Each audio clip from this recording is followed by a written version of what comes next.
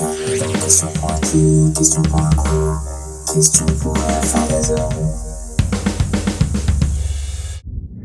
Bonsoir tout le monde, bonsoir le public, bonsoir Romain. J'espère que vous allez tous très bien malgré ce temps hivernal. Comme ça vaut tous moins 13 degrés, c'est un peu froid. Bien, nous allons faire cette émission. Vous êtes déjà venu dans notre émission Romain, rappelez-vous. Vous avez fait malheureusement 0 point, mais rien n'est joué.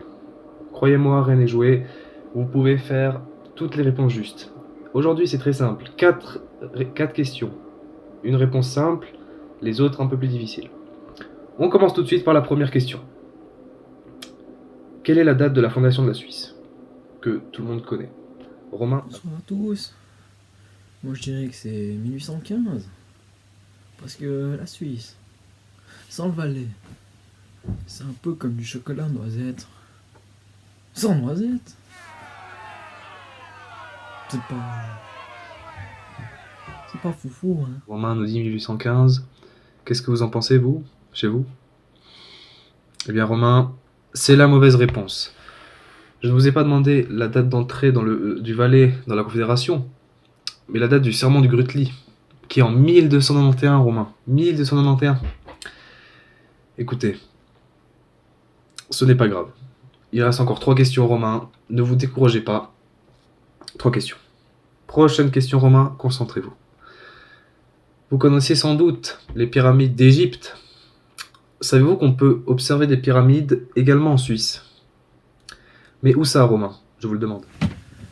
Oui, alors ça je sais. Vous pouvez les observer un peu partout. C'est constitué d'eau, de féculents, de légumes, de fruits. Pour voir un peu partout dans les cours de cuisine. C'est bien évidemment la pyramide alimentaire. C'est une évidence, bien évidemment. Non. C'est votre dernier mot. Vous nous avez dit pyramide alimentaire observable dans les cours de cuisine. Et vous? Qu'est-ce que vous en pensez? Romain, je suis désolé, mais c'est encore la mauvaise réponse. Elles sont situées à Hérémence. Ce sont les pyramides de Zègne, bien évidemment. Lieu touristique très connu. Romain, on ne perd pas espoir. Celle-là, je suis sûr que vous allez la réussir. Écoutez bien. Écoutez bien.